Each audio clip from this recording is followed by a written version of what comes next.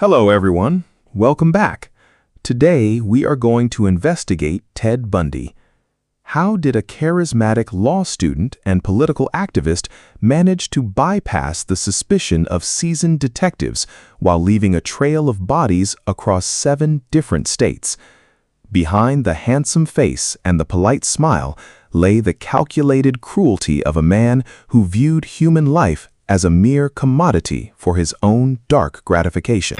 This investigation explores the chilling reality of a predator who used his own intelligence to manipulate the very system to catch him. Theodore Robert Bundy was born in 1946 at a home for unwed mothers in Burlington, Vermont, under circumstances that would later fascinate criminal psychologists. According to birth records and later psychological evaluations conducted by Dr. Dorothy Lewis, his early childhood was defined by a massive deception regarding his true parentage.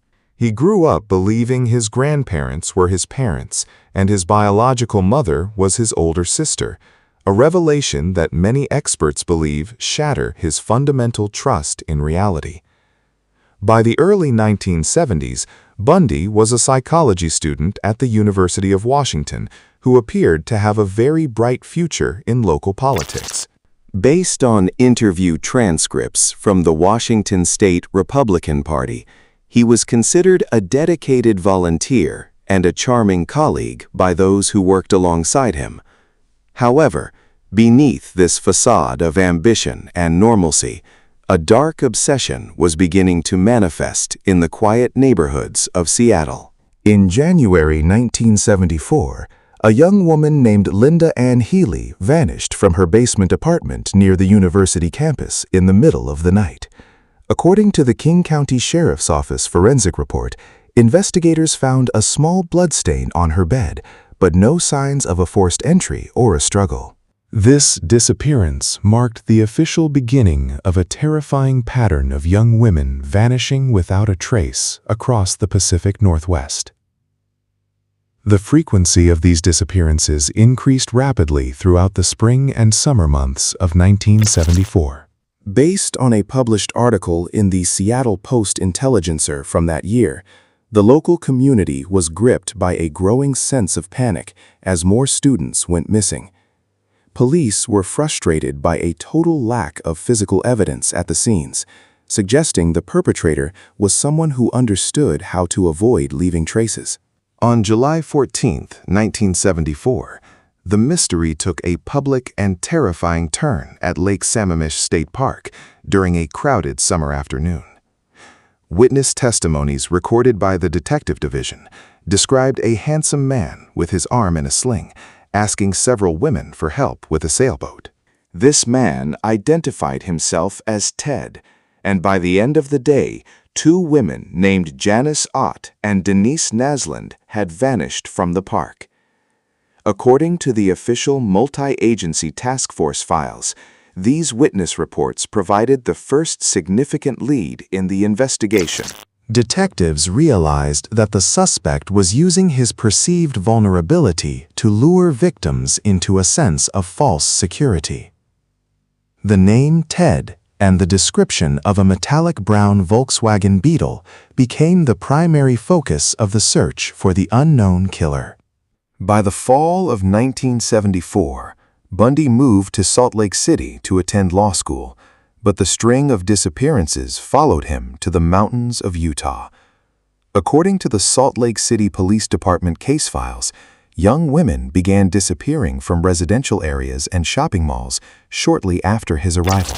The proximity of these crimes to Bundy's new residence eventually drew the attention of local investigators who were sharing information with Washington authorities.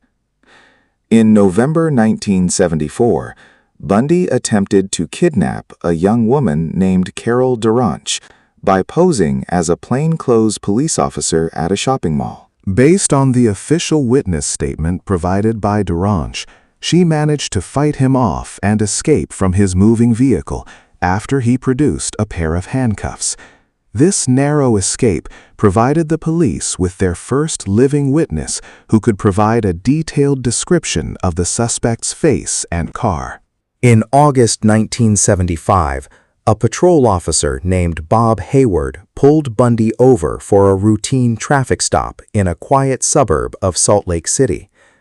According to the Utah Highway Patrol arrest record, the officer discovered a ski mask, a crowbar, and several pairs of handcuffs inside the vehicle. This evidence, combined with the earlier description from Carol Duranch, led to Bundy's first major arrest and a subsequent conviction for kidnapping. While the Utah authorities held him, investigators from Colorado were building a murder case against him for the death of Karen Campbell. Based on the Pitkin County Sheriff's Department investigative files, Bundy was transferred to Aspen to stand trial for the young nurse's murder.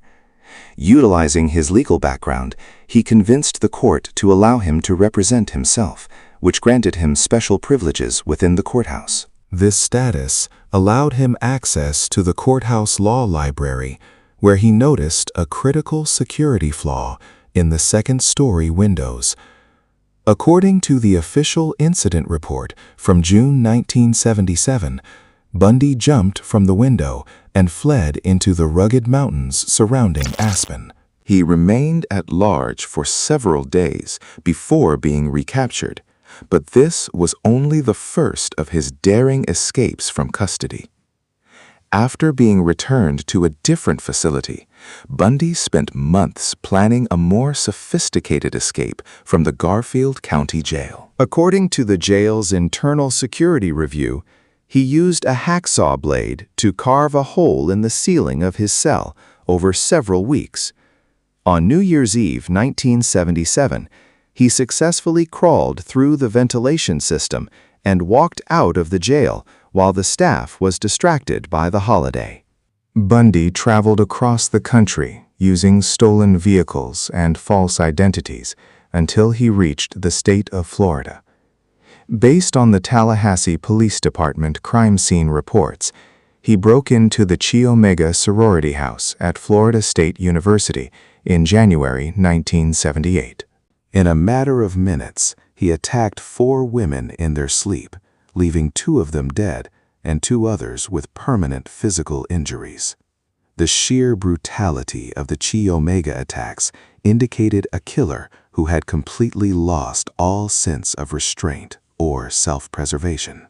According to the medical examiner's autopsy report, the victims suffered from extreme blunt force trauma and unique bite marks that would later prove to be his undoing. The Tallahassee community was paralyzed with fear as the police struggled to identify the intruder who had vanished into the night. The final victim of Bundy's rampage was a 12-year-old girl named Kimberly Leach, who was abducted from her middle school in Lake City.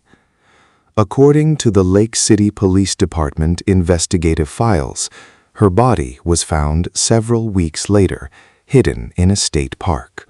This crime mobilized the entire state of Florida and led to a massive manhunt for the driver of a stolen white van seen near the school.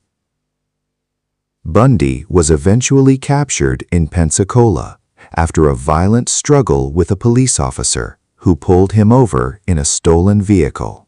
Based on the Pensacola Police Department arrest files, Bundy initially refused to identify himself and mocked the officers during his interrogation.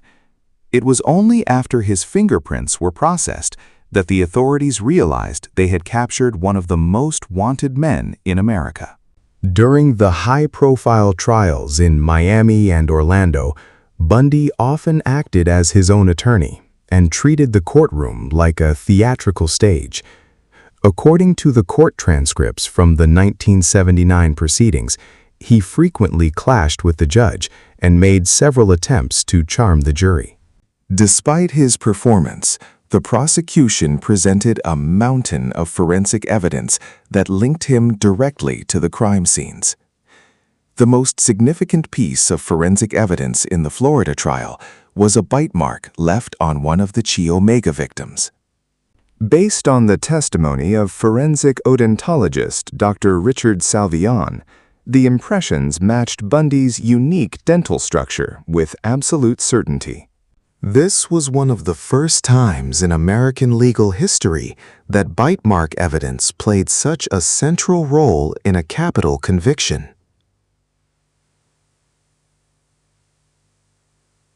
Bundy spent nearly a decade on death row at the Florida State Prison while his lawyers exhausted every possible legal appeal.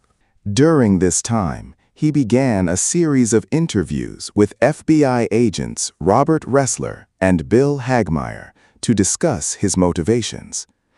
Based on the FBI's Behavioral Science Unit recordings, he eventually confessed to over 30 murders committed across 7 different states to delay his execution.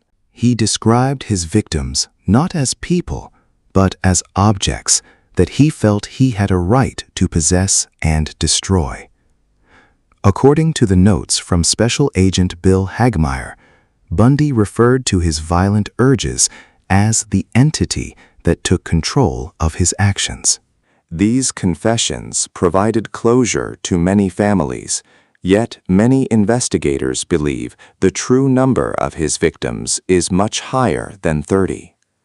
On January 24, 1989, Ted Bundy was executed by electric chair as hundreds of people cheered and celebrated outside the prison walls. According to the official witness report from the Florida Department of Corrections, he remained calm and offered no final words of remorse to his victims' families. His death marked the end of a dark era in American criminal history and changed the way the public perceived the concept of a serial killer. The legacy of the Bundy case led to significant changes in how law enforcement agencies share information across state lines. Based on historical records from the Department of Justice, the creation of the Violent Criminal Apprehension Program was influenced by the failures seen in this investigation. The case remains a haunting reminder that the most dangerous monsters are often the ones who look exactly like us. Maybe that is all the mystery we can investigate about Ted Bundy. And do not forget to click subscribe and like this channel so you do not miss other crime mysteries. See you in the next unsolved case.